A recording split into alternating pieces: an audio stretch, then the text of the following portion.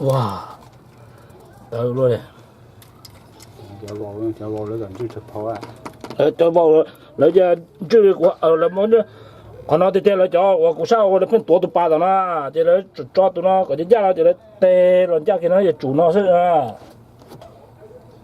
thì là chín chút chén này nó chín chút chén có tới tuổi tao số tuổi thì đó cho vào là tổ hậu mà cũng bao thì chỉ tới cho check cũ rồi cho check thì một cái tiền là hay ho một cái tiền là chỉ còn chơi thế là cái cho vào nó khai đầy vào nó tới tôi bông ra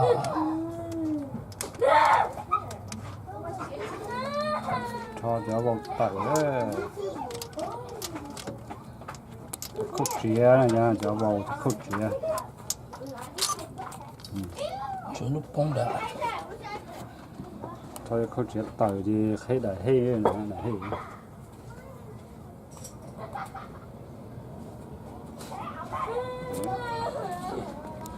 Selina thì sao tụi nó tía rồi tao sao tao chỉ cầu thôi chỉ với rượu uống thì sao tụi nó tiền nó chỉ với rượu uống nó chạy xu rồi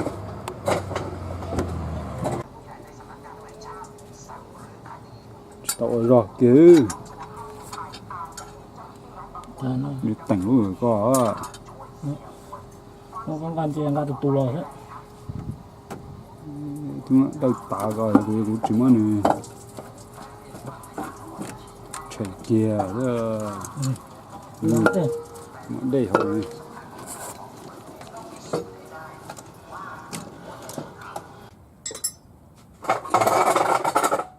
này mất lên tàu hú đi nào nè sáng là sát thì ó này sát thì sát thì nó sát đầu tới thảo tàu này để sáng là sát thì ó lên tải thọ đó nó là gasket này nó là gasket mất thọ này phải ó sẽ thọ được nó đây là để chia cho lúc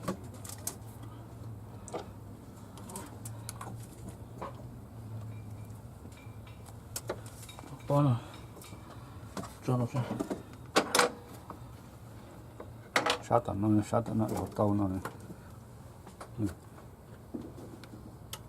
còn cho khâu chia đầu nằm chui cho khâu chia nằm chui đầu xíu chui ta một khứ đầu thì có lên đời xíu lúc nào bật chùa đi lính béo lính nó là cái gì chỉ muốn lấy ra một xóa xíu nó mà chỉ cha bị béo lấy thành thọ xa nữa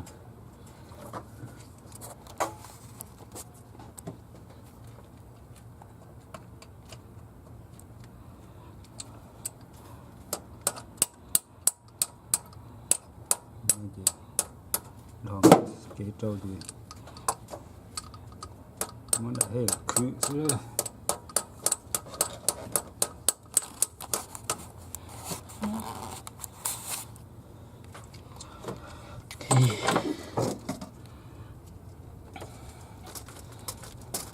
hay gasket này nè cho nó thì cho để hay thôi thì tía nó chuyên chia cho thế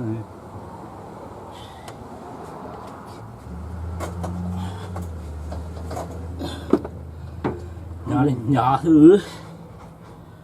vô chờ không nó hậu thêm một tàu mua chút thêm này chia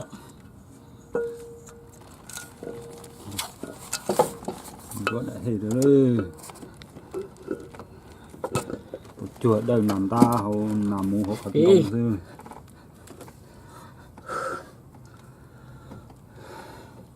nó chỉ tròn chia đâu thế nào cái tổng nó tròn chia bên đó cũng chỉ cho ăn thôi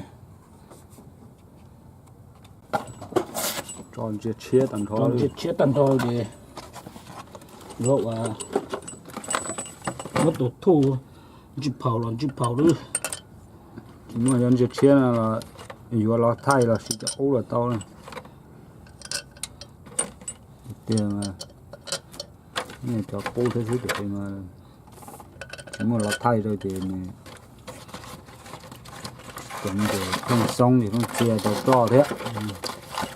sao dân chụp chia là lại mới tạo luôn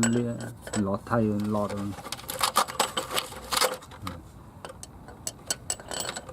cào nó liên nó làm trên chia này bây giờ là thay ở lạnh nói để để xí tàu nó cho cũ lạnh tàu thì mình chỉ tàu giảm này khác thay đó còn là nó thế này tụt thu nó này thu này là họ để tụt chia mà sừng nhằng tại nó tụi nó chưa phàu này tụi chưa phàu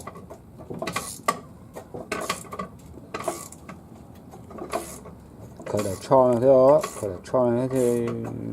xí tàu này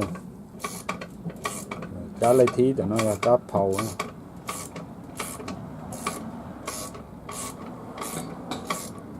cá này cá phàu cá lên tụi thu nó chưa giờ bay bột phàu này tụi thu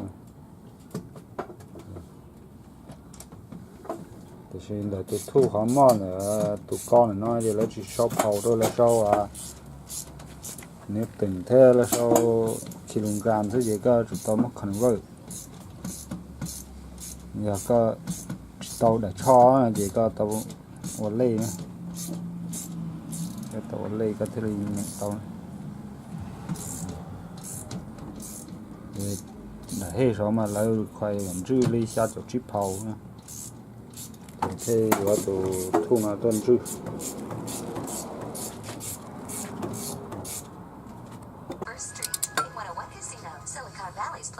nó tụ phao đó anh chữ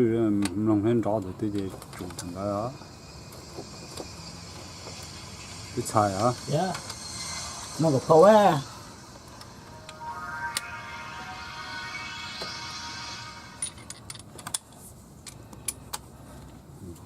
đây là chút phao nha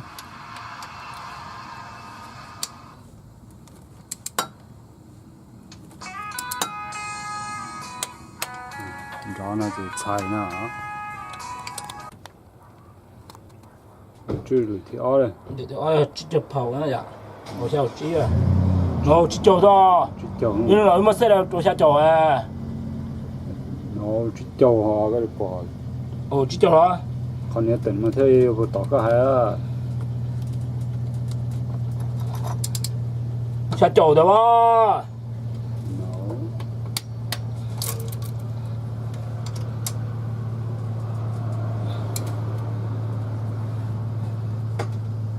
ăn chứ thông lấy lưỡi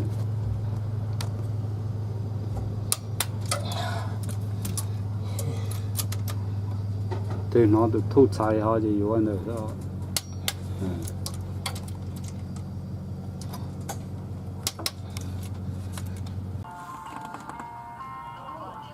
nó sao được chip phao đó anh chú nhà ơi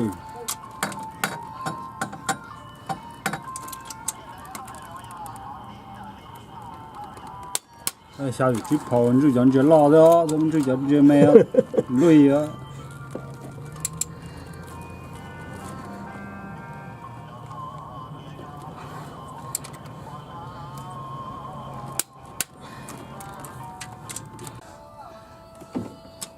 nha nó cho vào nữa khóc chứa rồi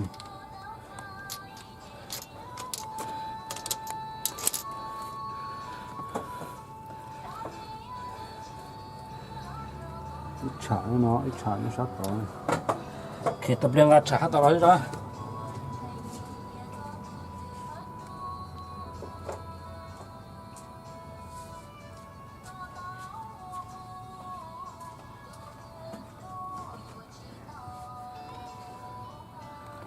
dạ chưa không cho nó kia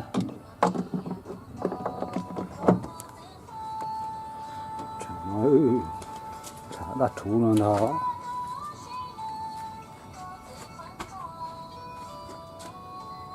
cái này con chưa đi lại nữa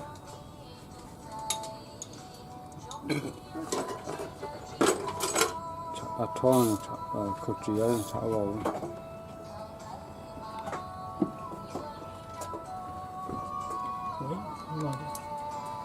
giờ sao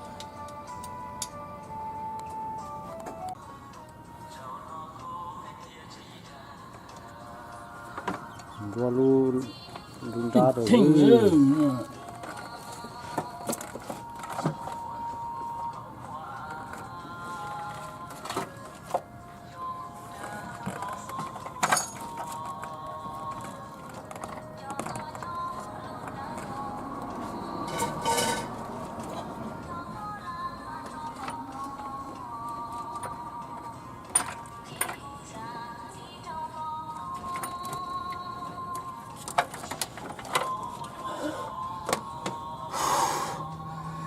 nhà xiên đào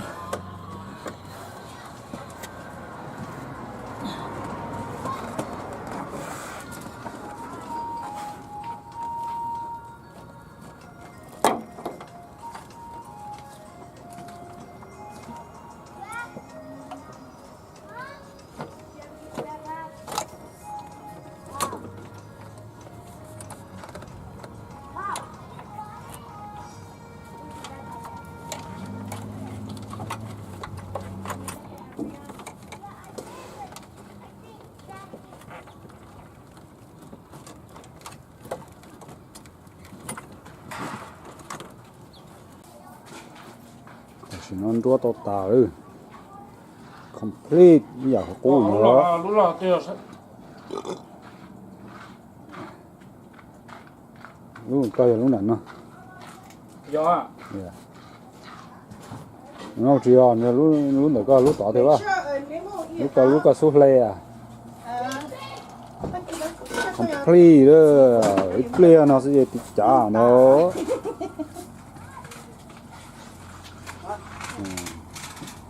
chán đập bông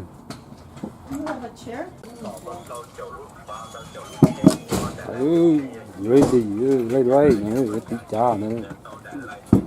cái là dùng trà lấy ăn rõ cháo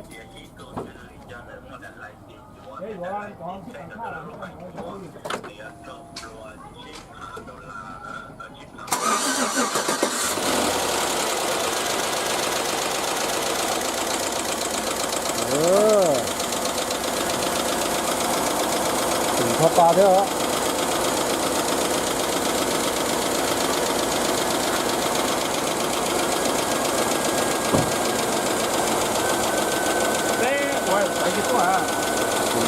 Mình cho anh ba hết để mà cho anh thì người ta đây thì thế là mà có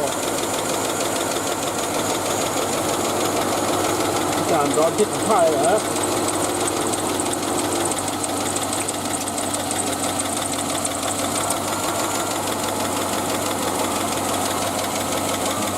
ở đây để ra vòng trống rồi đây người ta đã biết cái này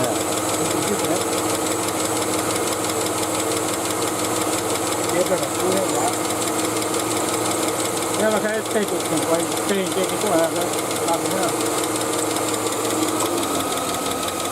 đấy mình cho con được chưa làm cho bạn đó là nó còn bị tuôn hết trơn